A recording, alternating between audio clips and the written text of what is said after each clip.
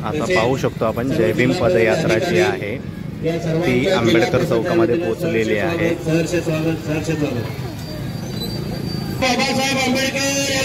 आंबेडकर चौकामध्ये जी यात्रा जी आहे ती आपली पोहोचलेली आहे, पाहू शकतो आपण।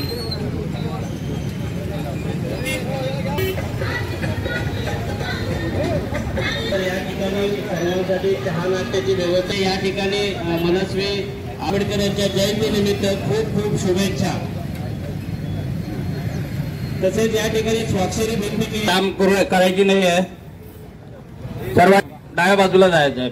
आपण पाहू शकतो माननीय उपजिल्हाधिकारी भागडे साहेब यांनी स्वाक्षरी केलेली आहे, तसेच रानडे यांनी सुद्धा स्वाक्षरी केलेली आहे।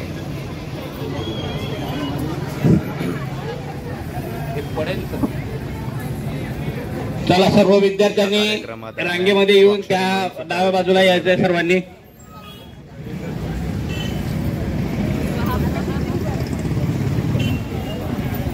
विद्यार्थ्यांनी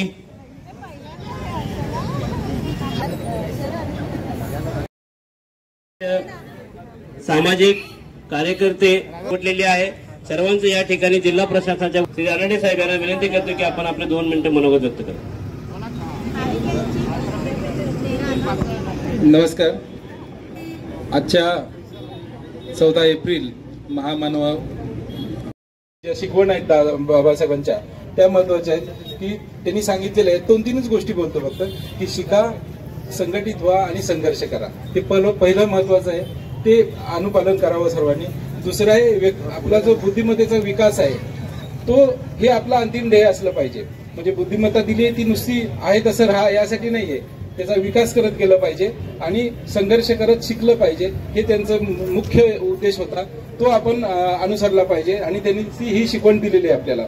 आणि सगळ्यांनी जागृत होऊन आणि त्यांनी सगळ्यात आणखीन एक महत्त्व सांगितलेलं आहे, हक्क हे मागून मिळत नसतात, त्यासाठी संघर्ष करावा लागतो। आणि हे नेहमीच आपल्याला प्रत्येक ठिकाणी पावलापावलावर अनुभवायला येतं, आपोआप येऊन कुठलाही हक्क मिळत नाही, म्हणून त्यासाठी संघर्ष करावा लागतो। आणि ते संघर्ष का आपला आहे हे जाणीव होण्यासाठी काय लागतं तर शिक्षण आधी लागतं। आणि सगळ्यात आणखीन एक महत्त्वाचं वाक्य त्यांनी सांगितलेलं आहे की शिक्षण हे वाघिणीचं दूध आहे आणि ते जो पिल तो गुरगुरणार।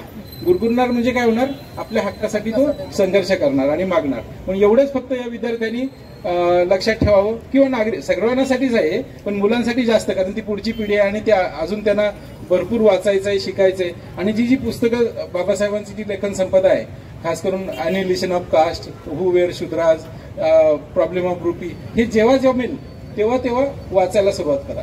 म्हणजे अजून लहान काही मुलं आहेत, पण थोडंसं जर कळतं ज्ञान झालं, कॉलेजच्या वयात गेलं की हे वाचलं पाहिजे, की जेणेकरून काय नेमकं म्हणायचं होतं, तत्कालीन सामाजिक परिस्थिती काय होती आणि आपण पुढे कुठं जायचं आहे हे प्रत्येकाला कळून येईल। धन्यवाद। पुन्हा एकदा जयंतीनिमित्त सर्वांना शुभेच्छा। नमस्कार।